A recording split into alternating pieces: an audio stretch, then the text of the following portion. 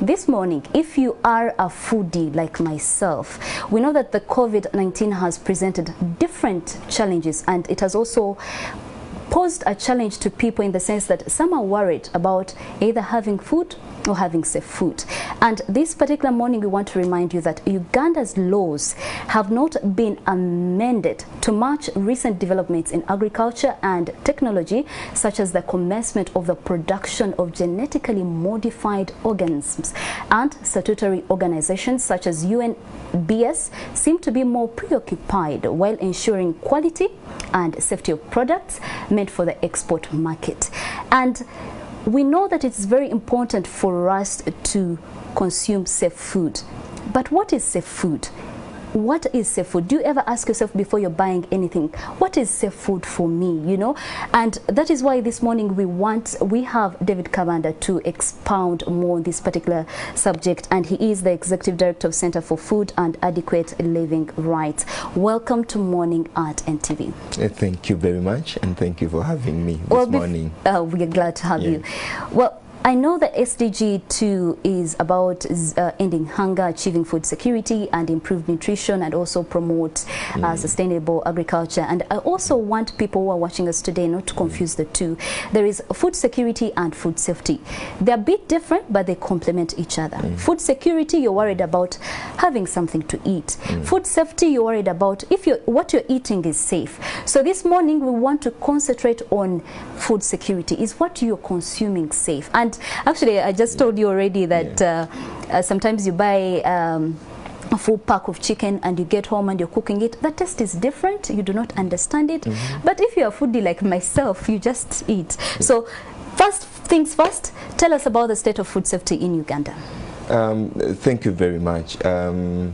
We now know that the Uganda Bureau of Standards has warned the Ugandans that be very careful. 38% of the food we have currently in Uganda is contaminated.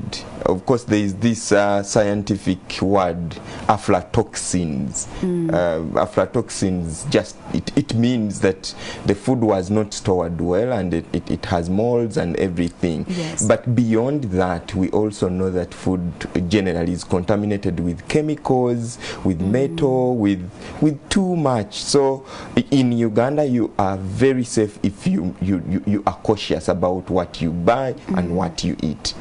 So it is. Do you think Ugandans are actually cautious of that? Incidentally, not. Are you cautious of the food you're buying yourself, actually? Yes, now maybe many people now call me the Lugezi food rights lawyer. Yes. And I'm very proud about it, because now I'm very cautious. Let me tell you, many people go to hotels and restaurants, and the first thing they'll ask for is chicken. They you know, I want to have eggs, I want to have, but bacon. Today, this morning, let me tell you one thing. The poultry business in Uganda, at least, thrives on antibiotics. It's very difficult for you to have, for example, a poultry business without using antibiotics, because the science is this: the chicken are in one place, and you want to pump them with feed such that they give you eggs, because the market demands so. So you find that they don't feed well, they don't have, you know, greens or everything, so they thrive on antibiotics. But many of these require that after applying antibiotics, you withdraw either for 14 days, 7 days, or 21 days. But who is that poultry farmer in Uganda that will withdraw or will, you know, take away the eggs or something? But realize that every time we have chicken in the market, we have eggs, nobody knows where, if they even came from. You just go to the supermarket, you buy a tray and take home, and you don't. If you came to my house right now, I don't have eggs. You don't have eggs. For a full month. We have not been eating, because we are not sure. I cannot just go to a supermarket and buy eggs, because I don't know where these eggs were coming from, and I don't know whether they did, you know, appropriate practice. All right. Now, what are some of the laws of food safety that we have in Uganda? We have a very big challenge, and this is where the gap is, and this is why we are coming in as Cefrot, Center for Food and Adequate Living Rights, coming back to Uganda as a government and ask them, wait a minute.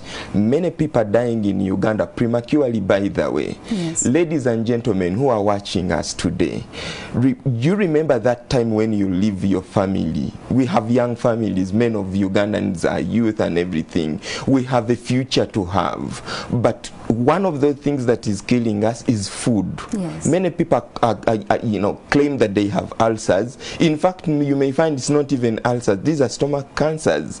Many people are dying of cancers. Children are becoming obese. Children are developing cancers. The non-communicable diseases that we are now getting because of food are too many. So we want government now to come in. We appreciate government because they came up with guidelines on health diets, but that is not enough if we don't have a law. Let me tell you, when it comes to processed foods now and sugar sweetened beverages, you'll find that everyone is just buying, we are just consuming, and mark you, the producers actually know. Many of the producers, the food industry, they know what they are doing, and they know that those products we are consuming are potentially dangerous to our, In fact, I think I read somewhere where they said that about 30,000 people die every year because of the NCDs, and I think it's very appalling. But as we continue to talk about the laws, who speaks for the consumer? You see, it ought to be the government, it ought to be Uganda Communications Commission, it ought to be civil society, but you see there is a connection between food, science, culture, what we have grown up knowing, the trends, because some people may think that when you eat junk, then that style, you understand. So we need to continue speaking to ourselves, including me, that wait a minute, Mr. Kabanda, the way your body was made, the way your body was created, and the functionality of your body requires